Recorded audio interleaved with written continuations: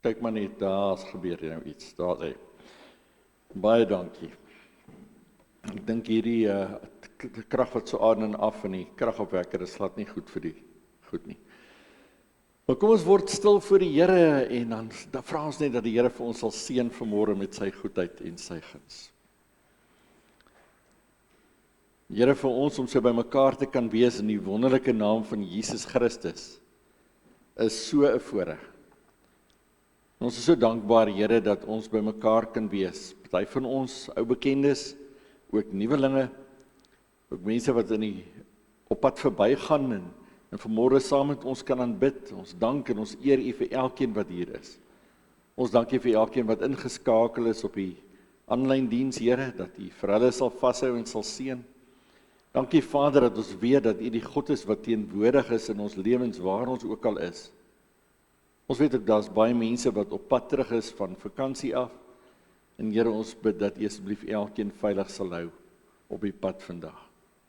Dankie dat ons lewens in U hande kan plaas. Dankie Here dat ons veilig is by Jesus Christus. Dankie dat ons weet dat te midde van alles wat gebeur rondom ons, dat ons altyd U naam kan aanroep. En Here, ons weet U is nooit ver nie, U is altyd by ons. Ons bid vanmôre dat U vir ons sal toevou met U genade, U goedheid en U guns. En Here, as ons nou vir U loof en eer, en dat ons dit uit ons harte uit sal doen, omdat ons weet wie U is, omdat ons vir U ontmoet het as die Here, die Verlosser, die Koning van ons lewens. En Here, omdat ons weet dat U alleen waardig is, waardig om geëer te word, om geprys te word as die almagtige God en Vader van ons lewens. Ons dank U, ons eer U in Jesus se naam. Amen. Kom ons loof die Here saam en ons sing, Jesus, U alleen is waardig. U alleen kom toe al die lof en die eer en die majesteit. So kom ons staan op en dan sing ons sommer uit ons harte uit vir hom. En ons eer die Here vandag.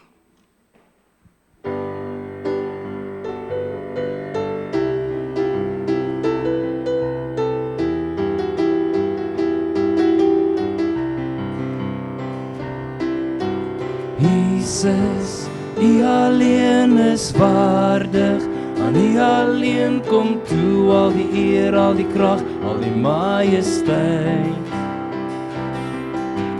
Jesus, U alleen is heilig, aan U alleen kom toe al die lof, al die mag, al die heerlikheid. Daar is geen ander naam as Jesus. Daar is geen mooier naam as Jesus. Laat die hele aarde juig, want die redder van die wêreld het gekom. Hoog verhewe, hoog bo als, staan die koning van die heelal wat weer terug aankom. Elke nasie, elke volk, jou redding is hier. Jesus, U alleen is waardig, aan U alleen kom toe al die eer, al die krag, al die majesteit. Jesus, U alleen is heilig, aan U alleen kom toe al die lof, al die mag, al die heerlikheid. Daar is geen ander naam as Jesus. Daar is geen mooier naam as Jesus. Laat die hele aarde juig, want die redder van die wêreld het gekom. Hoog verhewe, hoog bo als, staan die koning van die heelal wat weer terug gaan kom. Elke nasie, elke volk, jou redding is hier. Heer, skepping klink die hoogste ere naam bo alle name. U alleen is Here. Laat die hele aarde juig, want die redder van die wêreld het gekom. Hoog verhewe, hoog bo als, staan die koning van die heelal wat weer terug gaan kom. Elke nasie, elke volk, jou redding is hier.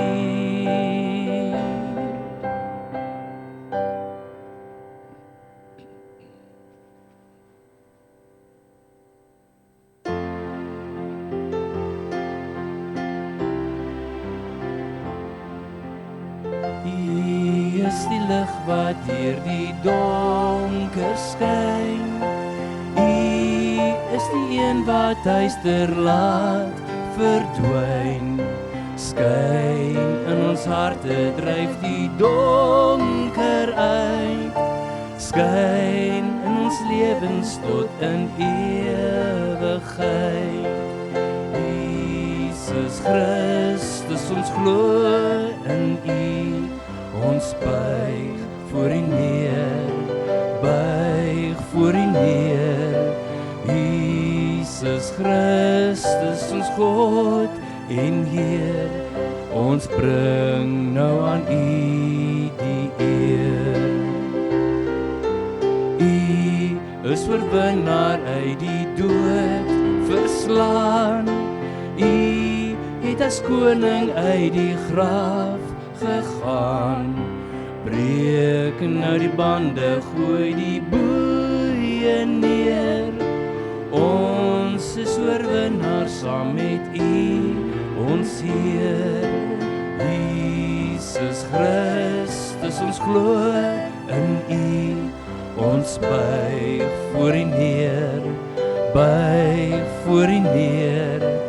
Jesus Christus, ons God en Heer, ons buig nou aan U die eer. U is die bruidegom en ons die bruid. U nooi ons weer die bruilofsmaaltyd uit. Daar klink ons lof, daar klink ons danklied uit. Ons bly by U tot in die ewigheid.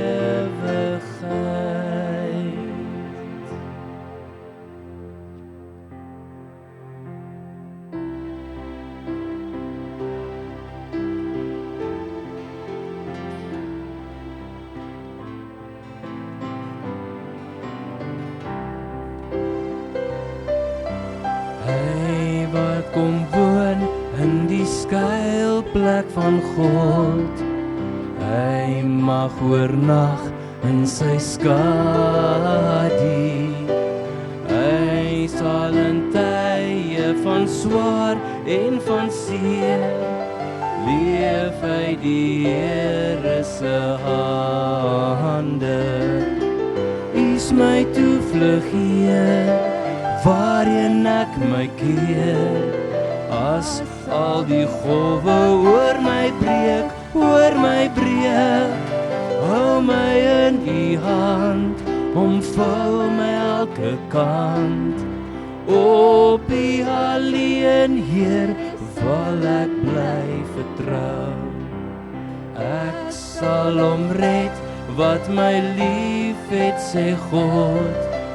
Hy wat my ken, hou ek veilig. Wanneer hy bid, sal ek luister na hom en in sy nood hom beveilig. Is my toevlug, Heer, waarheen ek my keer. As al die golwe oor my breek, hou my in U hand, omvou my elke kant. Op U alleen, Heer, sal ek bly vertrou. Skuil by die Heer, as die stormwinde dreig, vlug na sy veilige vesting.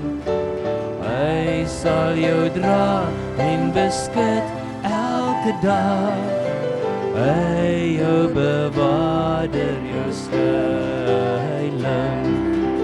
Is my toevlug, Heer, waarheen ek my keer. As al die golwe oor my breek, hou my in U hand, omvou my elke kant. Op U alleen, Heer, sal ek bly vertrou.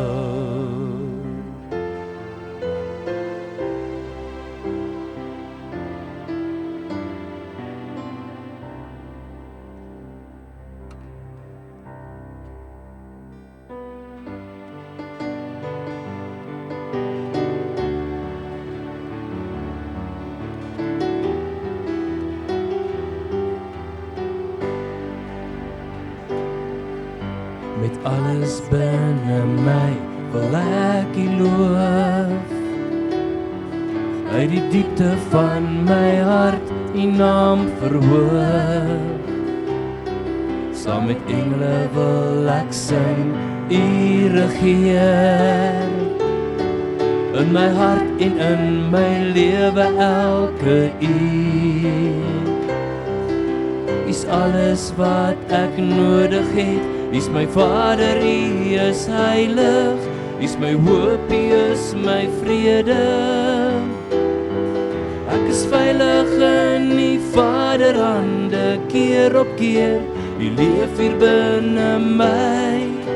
U naam wil ek bely. Koning Jesus, ek wil altyd by U wees. U is my Vader, U regeer.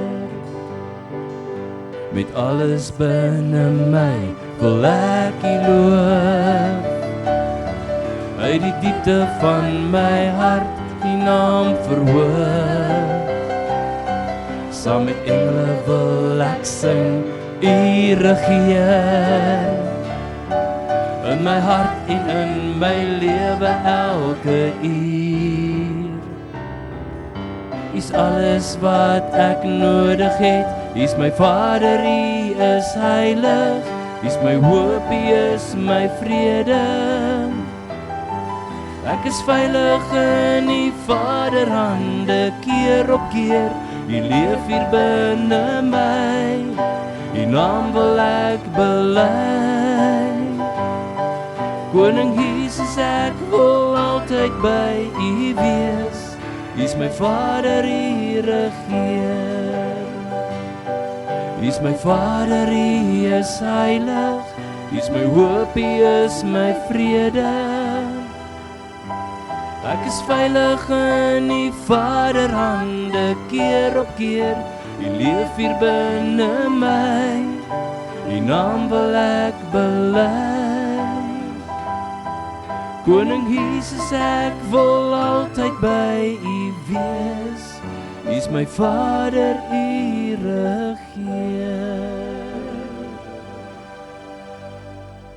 Here, as ons U so aanbid en net vir U kan sê dat U ons skuiling is, dat ons veilig is by U, dat U regeer, dat U ons verlosser, ons koning, ons alles is, dan sê ons dit, Here, omdat ons uit ons harte uit weet dit is waar.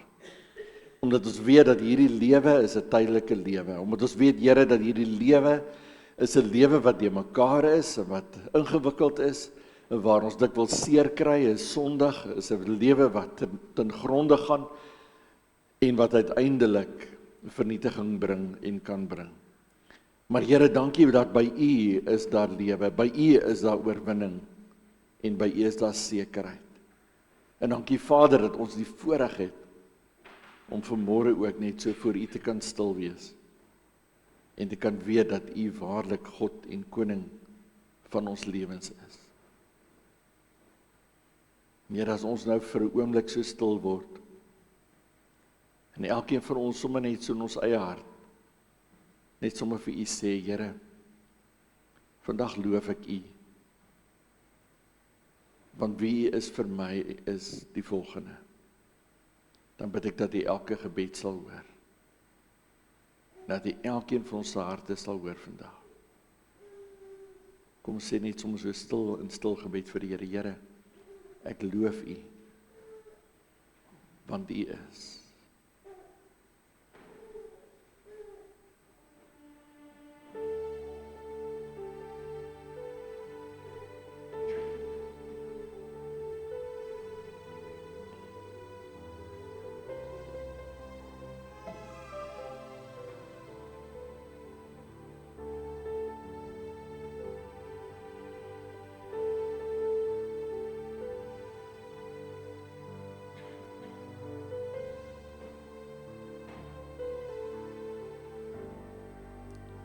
Kom ons sing weer met alles binne my.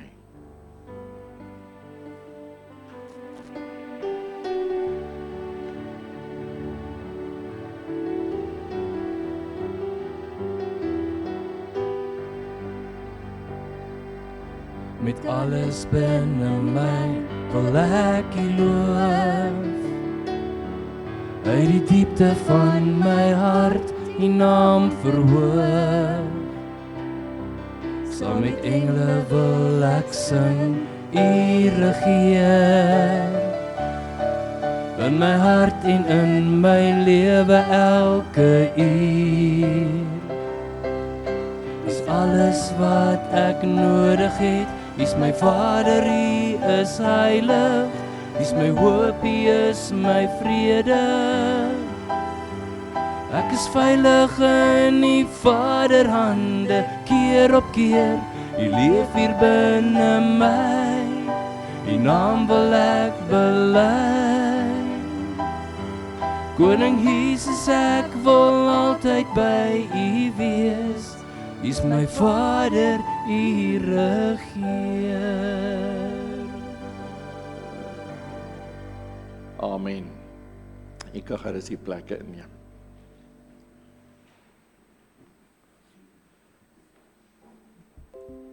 Ons lees vanmôre uit Matteus 4 vers 17 tot 22. Matteus 4 vers 17 tot 22. En hierdie gedeelte is die begin eintlik van Jesus se openbare optrede. Ons weet mos nou dat Jesus se openbare optrede begin by sy doop en direk daarna was hy vir 40 dae in die woestyn waar hy versoek is. En dan sê Matteus Evangelie sê vir ons dat Jesus toe gehoor het hy die boodskap gekry is aan hom oorgedra van Johannes die Doper wat toe dood is. En dan lees ons in Matteus 4 vers 17 die volgende. Van toe af het Jesus met sy verkondiging begin en gesê: Bekeer julle, want die koninkryk van die hemele is op hande. Dis baie interessant, nee, daai, as ons net weer teruggaan, daai laaste sinnetjie, Jesus se boodskap, natuurlik hy het nie net die een sinnetjie gesê nie, maar dit was die opsomming van sy preek. Bekeer julle, want die koninkryk van die hemel is op hande, en dit is presies dieselfde boodskap wat Johannes die Doper, wat hy oorgedra het elke keer as hy met die mense bymekaar geroep het tot bekering om hulle voor te berei vir die koms van Jesus. Dan vers 18 sê, terwyl Jesus langs die see van Galilea loop, het hy twee broers gesien, Simon wat Petrus genoem word en Andreas, sy broer. Natuurlik, julle weet mos nou, Jesus het self sy naam na Petrus verander, eers baie later. Maar hier natuurlik is dit nou agterna 'n terugskouing as dit neergeskryf word. Dan word hy sommer hier al Petrus genoem. En dan ook sy broer Andreas. Hulle was besig om 'n treknet in die see uit te gooi, want hulle was vissers. Hy sê vir hulle: Volg my en ek sal julle vissers van mense maak. Hulle het onmiddellik hulle nette gelos en hom gevolg. Hy het van daar af verder geloop en twee ander broers gesien, Jakobus, die seun van Zebedeus, en sy broer Johannes. Hulle was saam met hulle vader, Zebedeus, in die boot besig om hulle nette heel te maak, en hy het hulle geroep. Hulle het onmiddellik die boot en hulle vader verlaat en hom gevolg. Ons lees tot daar. Aangrypende gedeelte, is dit nie? As mens so dink aan die roeping van die eerste disippels. Ons leef nogal in 'n ja-nee wêreld. In Afrikaans, ek weet nie of is dit in ander tale het hulle, wat sou 'n uitdrukking wees vir om te sê ja nee. Jy weet, ons praat mos baie keer, as mense iets sê, dan sê ons ja nee. Jy weet, en ek het van kleins af, het ek baie keer gewonder, wat is hierdie ja nee? My pa het 'n grappie gehad oor die ja nee storie van die twee ouens wat gery het en toe laai hulle 'n derde ou op en hulle is baie stil in die kar en die een sê op 'n stadium sê hy ja. En die ander ou gee net so sug en dan ry hulle maar weer 'n eind verder toe sê die ander ou nee. En is weer stil in die kar en ou ander gee 'n sug en hulle ry en die ouetjie wat nou opgelaai is, besluit hy moet seker ook iets sê en hy sê ja nee. En hulle stop en hulle sê jy praat te veel, klim uit. Nou ja nee is 'n interessante woord. Jy weet jy weet nie eintlik wat dit beteken nie. Ons gebruik hierdie ja nee, maar dis eintlik 'n soort van 'n instemming tot iets. Jy weet, as ons sê jong, ons sukkel daarmee met die krag. Ja nee is waar. Jy weet, is dit nou ja, is dit nou nee, wat is dit nou? Ek weet nie. Ja, hierdie ja nee wêreld is baie de mekaar wêreld, maar wat ek wel weet is ons leef ook in 'n wêreld waar ons nie noodwendig altyd op mekaar se ja's en se nee's kan staatmaak nie. Want mense verander in 'n oomblik, verander hulle van opinie en verander hulle in terme van hulle commitments of hulle besluite of hulle keuses wat hulle uitgeoefen het. So om ja te sê kan oor 10 minute verander. Iemand kan vir jou sê ja, ek kom na jou toe, maar oor 10 minute dan besluit hy nee, ek kom nie vandag na jou toe nie. So het ek byvoorbeeld 'n afspraak met 'n ou gehad wat my gisteroggend moes kom sien, wat vir my iets moes kom aflewer en ek wag nou nog vir die broer. Hy het nou nog nie uitgekom nie. Maar hy het gesê hy kom. So hy sal seker een of ander tyd kom. Maar 'n ja kan enige tyd in 'n nee verander of 'n later of 'n wat ook al. Ek onthou toe ons in Mauritius gewoon het ons nogal hierdie fout gemaak. As iemand vir jou sê ek kom môreoggend kom ek na jou toe, dan wag ek die hele oggend en dan kom hy nooit nie. En dan uiteindelik kom hy donker aand daaraan en dan vra ek vir hom, maar ek heeldag vir jou gewag. Dan sê hy my ek jou gesê ek kom môre. Jy weet, dit is nog môre. So daarso tyd is so 'n bietjie anders te storie. En ek dink in die meeste van ons wêrelddele kry ons al hoe meer en meer dat dit so gebeur. Maar dit is moeilik om staat te maak op mense as jy nie altyd weet of ja is, nee is nie. Baie makliker as mense net vir jou sê nee, ek kan dit nie doen nie, as wat hulle sê ja, ek gaan dit doen, of 'n belofte maak aan jou, ek gaan iets spesifieks doen en dit dan nou nie nakom nie. Jesus het op 'n stadium 'n gelykenis vertel van die pa wat 2 seuns gehad het. En dan het hy vir die 2 seuns gevra dat hulle in die wingerd moet gaan werk. En dan sê die een vir hom nee, ek gaan nie. En die ander een sê vir hom ja, ek sal gaan. Nou die ou wat sê ja, hy sal gaan, eindig dan nou nooit op dat hy die fisiese werk gaan doen nie. Ek weet nou nie wat hy gedoen het. Hy het seker nou nie video games gespeel nie, maar hy het nie gegaan nie. Hy het in die huis gebly wat hy ook al gedoen het. Maar hy gaan doen nie wat hy gesê het hy sal doen nie. Maar die broer of die seun wat vir sy pa gesê het nee, ek is nie lus om dit te gaan doen nie. Hy voel agterna skuldig en hy voel maar wat ek gesê het was verkeerd en dan gaan doen hy dit en dan gaan werk in die wingerd. En dan vra Jesus die vraag. Jy weet wat een van hierdie twee het reg gedoen. En dan natuurlik is die implikasie is die een wat gedoen het wat die pa gevra het. Selfs alhoewel hy aanvanklik nee gesê het hy ja gedoen en het hy dit gedoen wat die pa van hom gevra het en dat die implikasie eintlik is dat so as God van ons sekere goed vra dat ons dit dan nou ook sal doen. Verder het Jesus ook mos die bekende woorde in sy bergrede net eintlik in die volgende hoofstuk van wat ons vanoggend gelees het in Matteus 5 en 6 kry ons mos die bergpredikasie of die bergrede. Dan in Matteus 5 vers 37 dan sê Jesus laat die woord ja by julle werklik ja wees en julle nee. Meer as dit is uit die bose. Met ander woorde, as jy ja sê en nee bedoel of nee sê en ja bedoel, dan sê hy eintlik dit is uit die bose, dit is nie korrek nie. Maar laat julle ja wees en laat julle nee wees. Hierdie ding om ja te sê en ja te bedoel is nogal 'n groot ding. Maar die interessante ding is dat wanneer ons ja sê, dan impliseer dit baie keer ook of gewoonlik ook nee. As ek ja sê vir iets spesifieks, dan sê ek outomaties ook nee vir iets anders. So met ander woorde, elke keer as ek ja antwoord op iets, selfs as my vrou vir my vra, sal ek vir haar koffie maak en ek sê ja, dan is die implikasie daarvan dat ek nee sê om langer te bly sit waar ek gesit het, of te doen wat ek gedoen het, en te gaan op te staan en te gaan doen wat sy vir my gevra het, en natuurlik andersom ook. So ja het altyd 'n nee wat geïmpliseer is. Ons klomp het vanoggend opgestaan, ons het na die erediens gekom. Met ander woorde, ons het ja gesê vanoggend en gesê, ja, ek gaan vanoggend opstaan en ek gaan die erediens bywoon. Ek gaan hier in die kerk wees saam met my medegelowiges. Wil ek vanmôre die Here loof en wil ek vanmôre in teenwoordigheid van die Here verskyn saam met medegelowiges.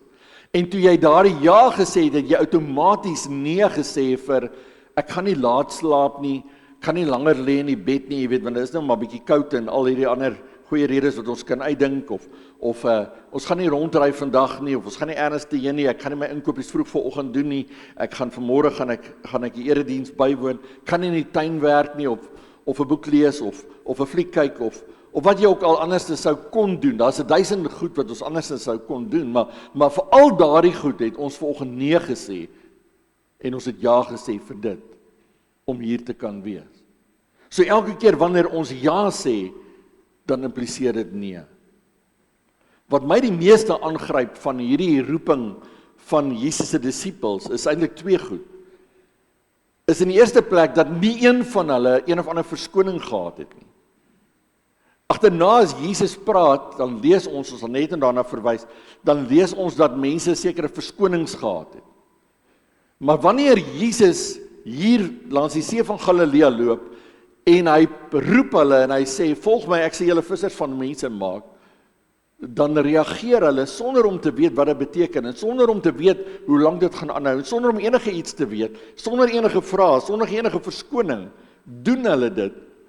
Hulle klim van die boot af, en hulle los alles net so, en hulle gaan doen dit wat gevra word. Niemand van hulle vra, maar, jy weet, waarheen gaan ons, hoe lank gaan ons nou hierdie vissers van mense wees? Wie is hierdie ouens wat ons moet loop gaan vang? Jy weet, wat beteken dit om 'n visser van mense te wees? Hulle het geen idee gehad nie. Hulle het nie geweet wat dit beteken nie. En tog het hulle hom gevolg. Wat is die voordele daarin vir ons? Jy weet, gaan ons betaling kry, want ek gaan nou nie visse verkoop nie, so gaan ek nou betaling kry vir dit wat ek nou hier gaan doen. Wat is die voordeel daarin vir myself? Wat van my gesin wat ek agterlos? Waarheen gaan ons? Hoe ver gaan ons? Jy weet, as ek dan moet ver loop, jy weet, waar gaan ons kos kry? Waar gaan ons slaap? Waar gaan ons eet? Hoe gaan ons lewe terwyl ons nou op hierdie uitreik is om vissers van mense te gaan wees? Niemand vra dit nie. Hoe gaan dit my persoonlike sosiale lewe beïnvloed? Wat van my vriende? Jy weet, ek het nog 'n braai gehad wat ek gereël gehad het met 'n klomp pelle. En wat nou van hierdie dinge wat gebeur in my lewe? Ek het eintlik bietjie planne gehad hierso.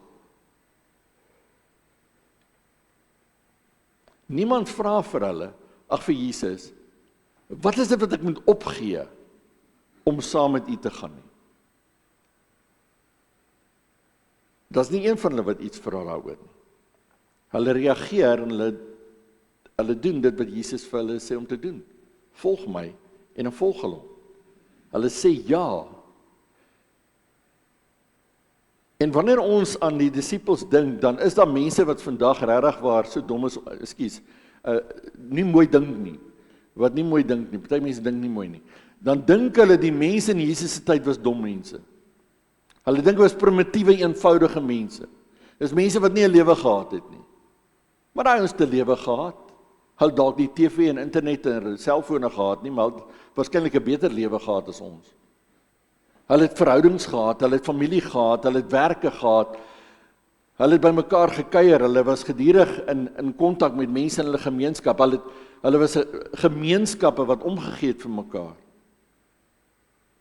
Dit was nie primitiewe mense waarvan ons hier praat nie.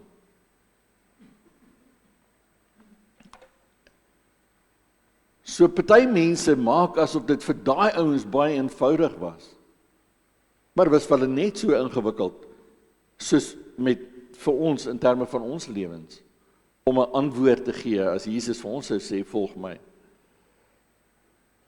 Maar toe Jesus sê, volg my, het niemand 'n vraag gehad nie. Dis die eerste ding. Hulle het dit gedoen, sonder verskonings en sonder vrae, maar die ander ding wat my beïndruk en wat vir my regtig aanraak is die woord wat 2 keer herhaal word en dit is onmiddellik. Onmiddellik. Jy weet, as iemand nou vir my sê, weet jy so, kom ons, jy weet, klim in die bakkie, ry gou saam met my, ek is op pad ergens heen. Dan, jy weet, gaan ek so oomblik staan en sê, gee my net 'n oomblik kans, ek net gou kyk hier op my kalender, jy weet, wat is nou, wat se afsprake het ek en wat gebeur vandag hierso, laat ek net 100% seker maak, voordat ek dit doen. Maar die interessante ding is, dat met beide van die 2 stelle broers,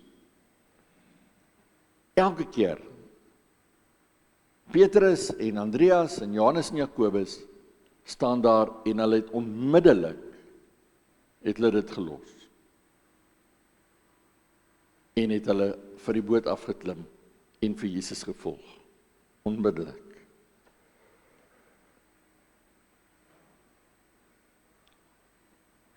Toe hulle onmiddellik sê ja, sonder enige begrip van wat dit vir hulle sal inhou, wat die implikasies daarvan is, hoe lank dit gaan wees, wat dit van hulle gaan vra, was die keuse gewees, wat 'n nee geïmpliseer het, vir 'n klomp ander goed in hulle lewens.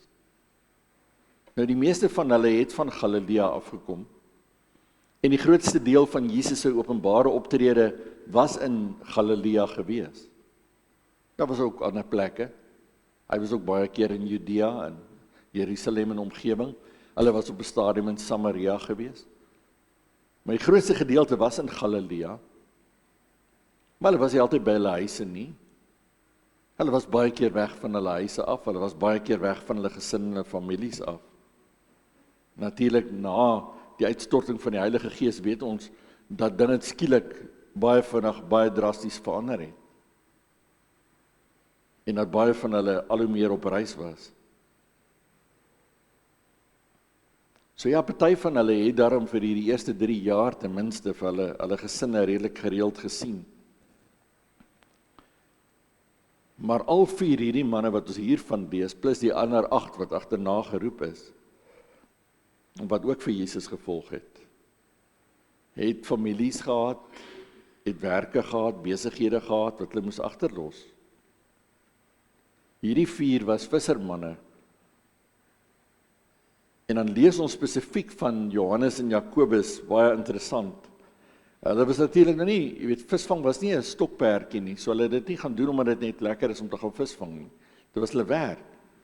En lees in vers 22, hulle het onmiddellik die boot en hulle vader verlaat en hom gevolg, vir Jesus gevolg. Wanneer ons in die Bybel iets lees, daar's niks in die Bybel wat per ongeluk daar ingeskryf het of per ongeluk daar beland het nie. Elke woord is spesifiek en belangrik geskryf. Hulle het onmiddellik die boot verlaat, met ander woorde, hulle werk verlaat en dit wat hulle inkomste was en dit wat hulle elke dag gedoen het, hulle dit onmiddellik verlaat, maar het ook onmiddellik hulle vader verlaat. Met ander woorde, die een by wie hulle moes oorvat, hulle familie, het hulle onmiddellik verlaat. So die oomblik toe hulle ja gesê het vir Jesus, het hulle nee gesê vir 'n klomp ander dinge in hulle lewens. Ek kan myself indink dat dit vir hulle waarskynlik aanvanklik 'n oortuiging was, doodeenvoudig omdat hulle die autoriteit van Jesus gehoor het en geweet het dis wat ons nou moet doen. Maar ek kan my indink dat hulle agterna baie keer moes gewonder het ons die regte ding gedoen? Het ons die regte ding gedoen, veral toe dit begin moeilik raak het? En lees ons van die apostels wat later op sendingreise gegaan het, en wat vir maande, partykeer meer as 'n jaar weg was van hulle families en van hulle gesinne af. Wat hulle nie kon sien nie, wat hulle nie boodskap by hulle kon uitkry nie, wat hulle nie geweet het hoe gaan dit met hulle nie. Vandag leef ons in 'n ander wêreld. Jana, ons jongste, werk op 'n skip. En sy's vandag is sy tussen Stockholm in Swede en Kopenhagen, dink ek, in Denemarke, daar ergens is hulle vandag op reis.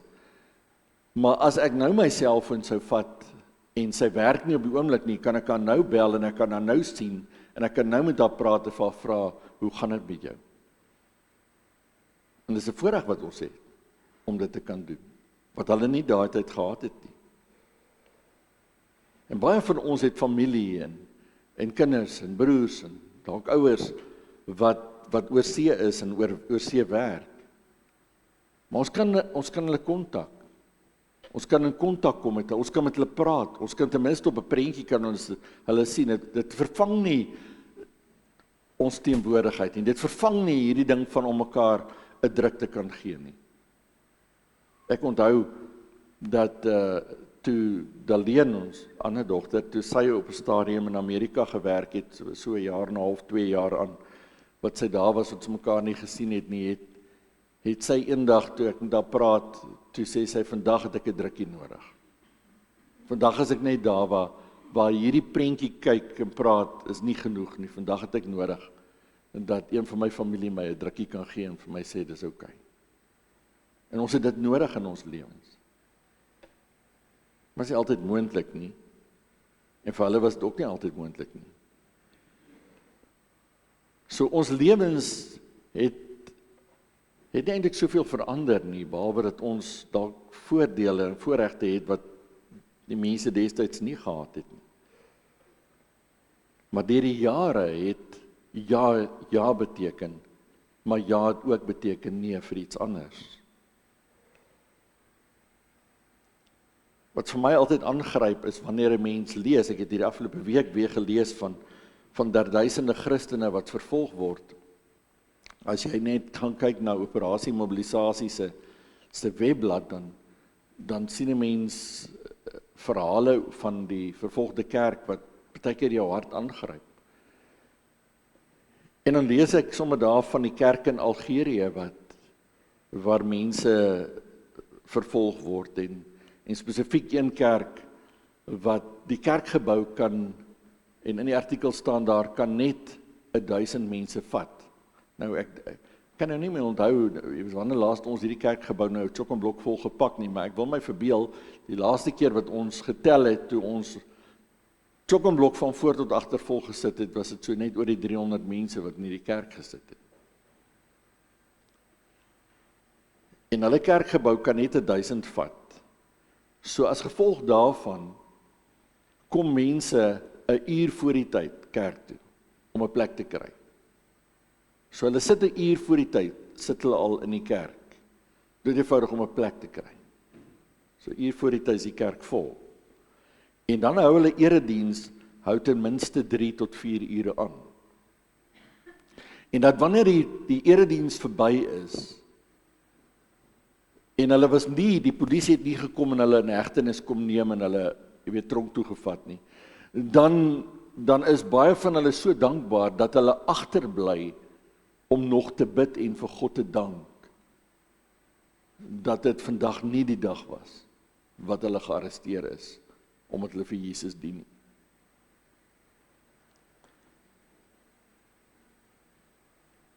En wanneer ek hoor van Christene wat op hierdie manier die Here dien, ek onthou 'n foto wat ek so 'n paar jaar terug het ek dit eendag op Facebook gesien en gedeel van 'n klomp mense wat daar 'n vloed was en wat die hele kerk, die water het deur die kerk geloop en die water is tot so gelyk met die sitplekke van die banke, die stoele. En dis Sondag. En die mense het dood eenvoudig ingestap en hulle die hele kerk volgesit binne in die water en hulle die erediens gehou. Want dit is vir ons belangrik. Dit is vir ons belangrik om in teenwoordigheid van God saam met medegelowiges te wees.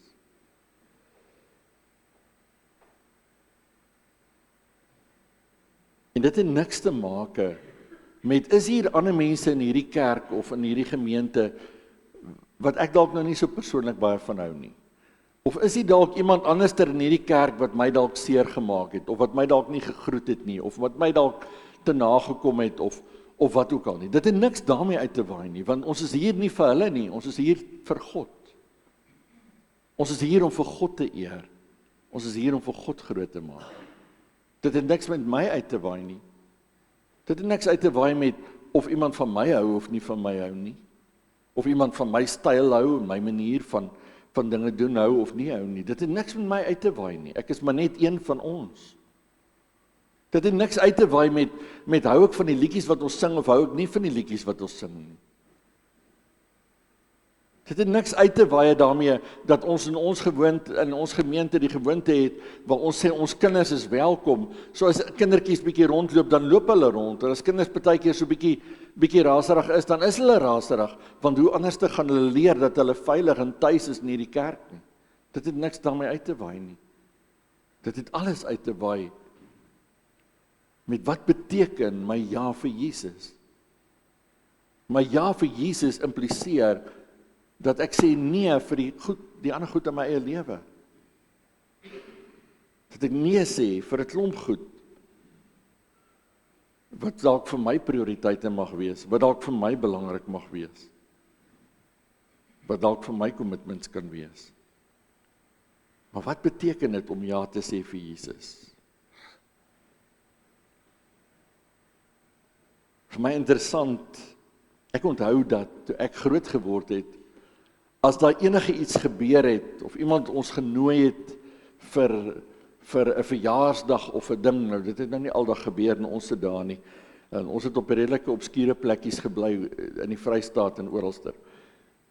Maar wanneer daar iets gebeur het, ouma verjaar, of daar's 'n verjaarsdagpartytjie, of iets vind plaas, dan was een van die heel eerste dinge wat gedoen is die kerkkalender is uitgehaal om eers te kyk, wat gebeur daai naweek. Dis die belangrikste. Die kerkkalender het ons lewens bepaal. En ons programme bepaal. En as daar 'n commitment was, dan was dit die commitment. Ek onthou dat as ons ergens heen gegaan het vir 'n naweek en ons sou Sondag nie by die kerk kon wees nie, dan moes ons seker maak dat ons daai Sondag wel ergens by 'n erediens uitkom. En dat ons sonneskool bywoon en 'n briefie kry wat ons kon terugvat om te kan sê ons was by die kerk en ons het sonneskool bygewoon. Dit was 'n prioriteit. Dit was 'n commitment. Dis goed waarmee ons groot geword het. Dis hoe ons kinders groot gemaak het. Hulle was bitter min nie op 'n Sondag hier nie, want ons is maar bitter min nie hier nie. Maar wanneer ons as kinders van die Here ja sê vir Jesus, dan moet ons tog vir onsself vra, wat is die implikasie daarvan vir my lewe? Wat is die implikasie van my geestelike familie? Wat is die implikasie in terme van die feit dat ek vandag hier is? Die feit dat jy vandag hier is, maak 'n reuse verskil. Die feit dat jy vandag hier is 'n stem wat opgaan na God toe. Is 'n stem wat saam sing. Is 'n mens wat hier is wat saam vir God eer, saam vir God aanbid. Dit mag vir jou weer voel asof jy maar net in die bank sit en net iets ontvang, maar dit is nie. Jy dra by tot hierdie lof aan God. Jy dra by tot hierdie erediens. En as jy nie hier was nie, was daar 'n reuse gat daar waar jy nou sit.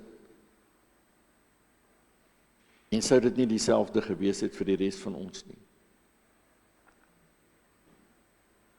En daarom is my gebed, as ek hierdie mooi roepingsverhaal lees, is my gebed dat die Here in ons gemeenskap weer 'n nuwe vuur deur sy gees in die brand steek in elke hart. 'n Vuur wat sal brand om mense vurig te maak, opgewonde te maak, dat hulle ja sal wees. Dit is skrikwekkend om te dink hoeveel mense het hulle ja's in 'n nee verander. Hoeveel mense het met groot oortuiging voor in hierdie kerk of in 'n ander kerk gestaan en gesê, ja, ek het die Here Jesus Christus lief met my hele hart, my hele lewe, ek gaan hom dien met my hele lewe. En ja, ek gaan in hierdie gemeente, ekskuus, of die gemeente waar ek is, gaan ek my gawes uitleef en gaan ek ten volle inskakel, gaan ek deel wees van daai kerk, toe hulle belydenis van geloof afgelê het. Maar wat dit nooit bedoel het nie. Ek weet nie altyd, ek wonder partykeer, het daai persoon op daai oomblik toe hy hier gestaan het of sy hier gestaan het hulle geweet ek lieg? Het hulle reeds beplan gehad om te jok vir God en vir die gemeente of was dit maar toe, jy weet, het dit maar agterna gekom? Toe ek beloof het, ek gaan hierdie kinders wat God aan my toevertrou het, gaan ek groot maak tot eer van God. Het ek dit bedoel? Of het ek geweet ek praat nonsens? Was dit maar net 'n ding wat ek moes doen? Toe ek 'n belofte voor God afgelê het, dat ek my man of my vrou sal lief hê, my lewe lank, aan hom of haar alleen getrou sal wees, het ek dit bedoel? Of was my ja ook maar 'n ja nee? Ons sal maar sien. Soos een paartjie een keer vir my, die man vir my gesê het, toe ek vra, wat waarborg dat julle huwelik gaan werk? Toe sê ek, as dit nie werk nie, dan skei ons, dan kry ons iemand anders. Toe sê ek, dan moet jy net sommer byvoorbeeld iemand anders gaan kry, want ek weier, ek gaan jou nie trou nie. En toe is die ou nou vir my baie kwaad, hy is nou hier weg. Maar as ons ja nie ja kan wees nie, wat is dit? Wat is dit? In ons lewens weet ek dat daar 'n klomp goed is wat ons lewens besig hou. Ek weet daar's 'n klomp dinge wat vir ons belangrik is en daar's 'n klomp dinge waarmee ons besig is. Het sy of ek by die skool is en of ek by my werk is of waar ek ook al is. En ek weet dat as 'n mens ja gesê het vir Jesus, dan is daar 'n sekere prys dan. Dit was nog altyd so. Sommige mense beland in die tronk, sommige ouens word doodgemaak. Sommige word gespot, sommige word geterg. Vir elkeen van ons is daar 'n prys te betaal. Maar as jy nee sê vir Jesus, is daar ook 'n prys wat jy betaal. Daai prys is 'n lewe van vernietiging. Is 'n lewe wat letsels los op jou lewe vir jou lewe lank. God se genade mag jy dalk later inhaal. Jy mag dalk later tot verlossing kom, maar intussen tyd lewe jy op 'n manier wat letsels los in jou lewe. Wat vir altyd daar gaan sit. Wat vir altyd jou lewe gaan beïnvloed. Elke kind wat rondslaap, gaan uiteindelik daai prys betaal in hulle huwelike. Hulle gaan dit betaal. Van die letsels bly sit. Hulle kan nie daarby verbykom nie. So elkeen betaal 'n prys.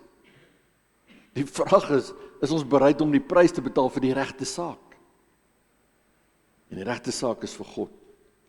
Die oomblik as jy sê ja vir Jesus, die oomblik as jy doen wat hierdie disippels gedoen het en opstaan en sê, Here, die goed wat vir my belangrik was, is minder belangrik, U is alles.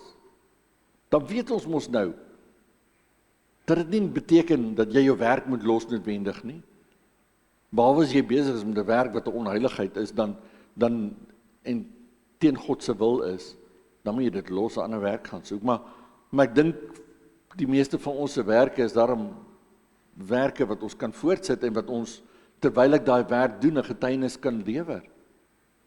En God se verskil kan maak en sy lig kan laat skyn in alles wat ek doen.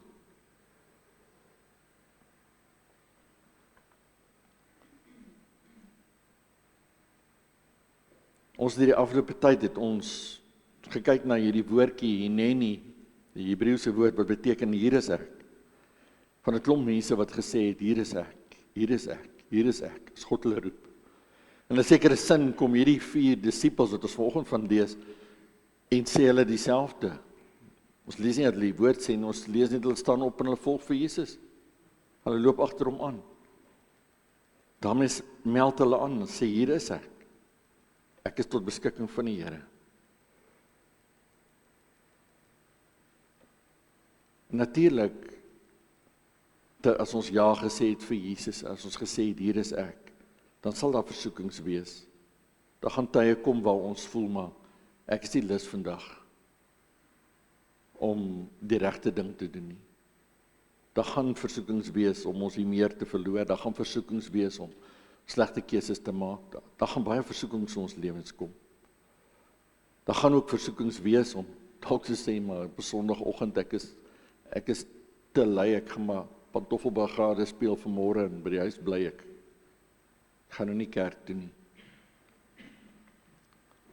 Daar gaan selfs 'n versoeking wees om nie jou tiende vir die Here te gee en so te wys dat jy vir God vertrou in jou lewe nie.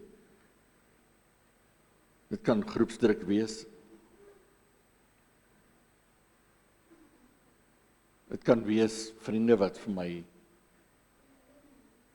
my wil vashou, wat my wil deel maak en deel hou van 'n ou lewe wat nie deel is meer van my nuwe lewe in Christus nie. Dit kan baie goed wees.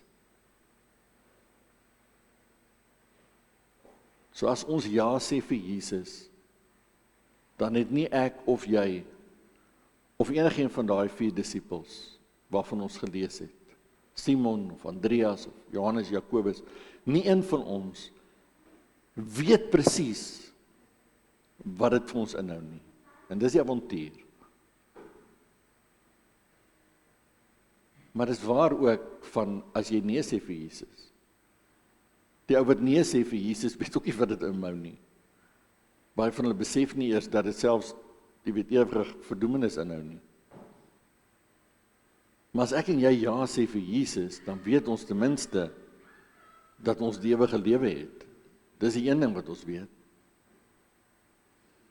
Maar benewens dit, weet ons nie hoe ons pad gaan loop nie. Ons weet nie wat is die implikasie daarvan nie. Ons weet nie wat van ons gevra gaan word, watter uitdagings dit gaan bied nie. Ons weet nie wat ons gaan moet los nie. Ons weet nie wat gaan agterbly. Ons weet nie van watter keuses ons gaan moet maak nie. En daarom is dit 'n geloofspad. 'n Geloofspad om te sê ja. Ja vir Jesus. My ja is ja, my nee is nee. En ja beteken dat ek gesterf het aan myself. Wat ek nee sê vir iets anders. 2 Korintiërs 5 vers 17 sê, daarom as iemand in Christus is hy 'n nuwe skeping, die ou dinge het verbygegaan. Kyk, hulle het nuut geword.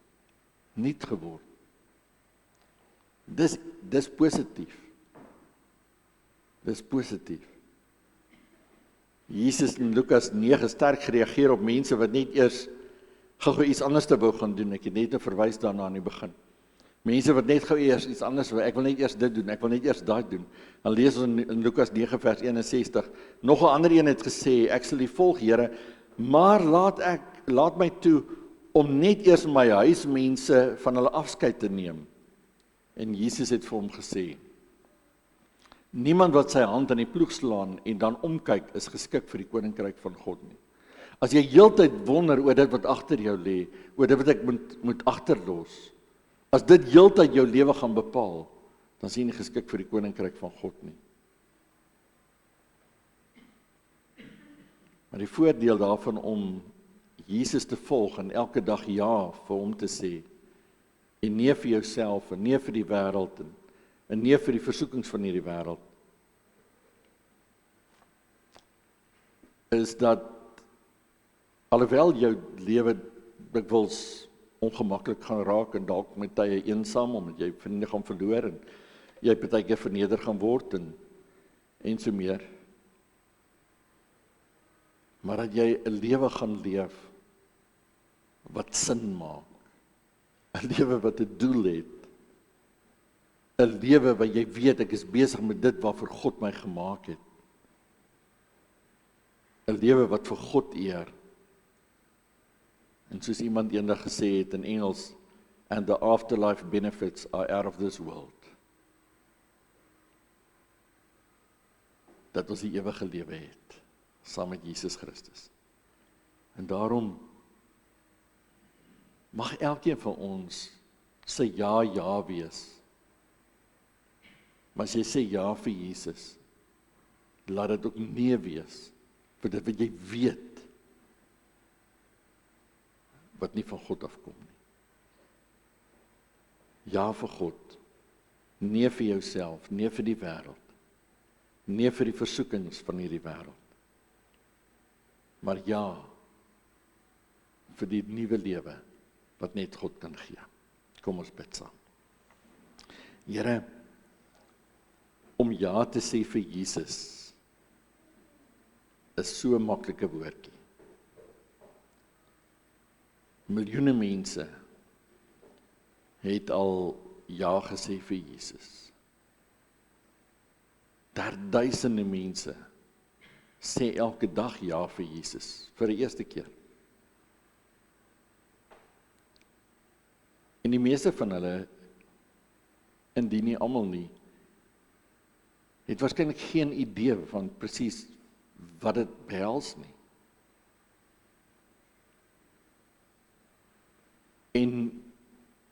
En wat die impak daarvan op die lang duur op hulle lewens gaan wees nie. So was dit ook vir ons. Toe ons ja gesê het vir Jesus, het ons nie geweet wat die goed is wat ons 'n jaar of 2 jaar of 10 jaar of 15 jaar, 30 jaar later voor sal moet nee sê, omdat ek ja gesê het vir Jesus nie. Maar dankie Vader, dat die ja vir U is ja vir die lewe wat U bedoel het, is ja vir dit wat sin gee in ons lewens, wat doel gee, ja vir lewe, vir volheid van lewe, vir verbruisende lewe, vir nuwe lewe, ja vir die lig van God in ons lewens. Dankie Koning Jesus, dat U ons gedurig konfronteer, deur die Gees wat in ons is, om weer te sê, ja of nee. En Here, my gebed is dat wanneer hierdie vraag voor ons kom staan, dat ons nie gaan probeer wegkom met 'n ja nee nie, maar dat ons ja sal wees. Ja vir God, ja vir die koninkryk, maar nee vir die wêreld. Here, dankie vir elkeen in wie se lewe die lig van Jesus elke dag skyn. Dankie vir elkeen, Here, wat daagliks ja sê vir Jesus. Dankie vir elkeen wat selfs, Here, daar waar hulle lewenskeuse soms 'n nee was, wat dit agtergekom het toe U Gees dit in hulle harte gedruk het en wat dit reggestel het en toe ja gesê het. Dankie vir elke ja vir Jesus. My gebed is, Here, dat ons ja's so impak sal hê, dat die wêreld kan sien en weet dat Jesus Christus leef. My gebed, Vader, is dat waar ons kom en waar ons gaan, dat U lig daardeur ons sal skyn.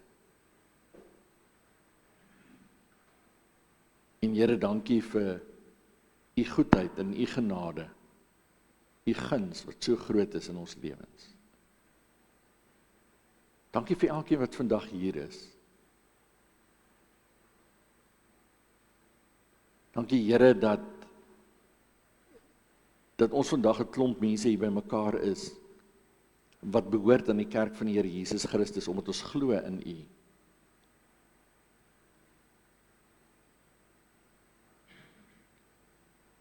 Dankie Here dat 'n broer wat hier deurry vanoggend hier saam met ons is. En dat dit ons getal hier voltallig maak. Dankie vir elkeen wat vanmôre ja gesê het. En Here, mag ons nie net ja sê om 'n erediens by te woon nie, maar ja vir God se lig, God se lewe, en God se oorwinning in ons lewens. En Here, mag ons die moed van die oortuiging van ons harte hê om 'n helder, duidelike nee te sê. Al is dit vir familie, al is dit vir vriende, om nee te sê vir dit wat ons weet, wat vir U nie eer nie. Ons dank U en ons eer U, dat U Gees ons krag gee, dat U ons lei in die waarheid, dat U ons oortuig van sonde, dat U ons trooster is wanneer dit seer is, wanneer ons sekere dele verloor uit ons lewens uit, of vriende verloor. Maar Here, dat ons weet, dat dit vir die regte rede is. En mag selfs ons nee vir die verkeerde goed 'n getuienis wees, sodat ander ja kan sê vir Jesus. Ons dank U en ons eer U en ons prys U grote naam. Here, ons bid vir elke kind wat hierdie week moet terug gaan skool toe, vir elke onderwyser, seën vir hulle. Mag U verheerlik word in hulle lewens en mag elkeen van hulle ja sê vir Jesus elke dag. Aan U kom toe al die lof en al die eer tot in ewigheid. In Jesus se wonderlike naam. Amen. Kom ons sluit af met die lied, Jesus, alles gee ek U. Jesus, alles gee ek U. Na die seën gaan ons weer daardie lied sing, stuur ons Here. Dit is so 'n pragtige lied, dis net die regte lied om mee af te sluit. So as ek die seën klaar uitgespreek het, moenie te vinnig wegstap nie, dan sing ons net daai, stuur ons Here weer aan die einde. So kom ons staan op, Jesus, alles gee ek U.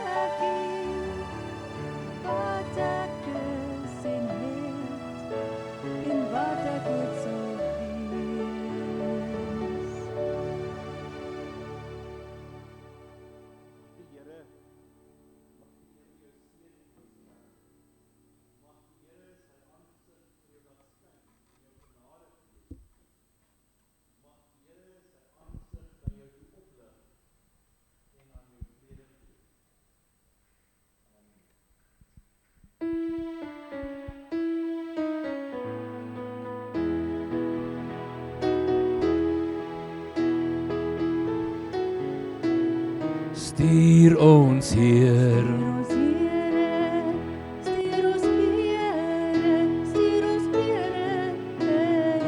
gee ons krag,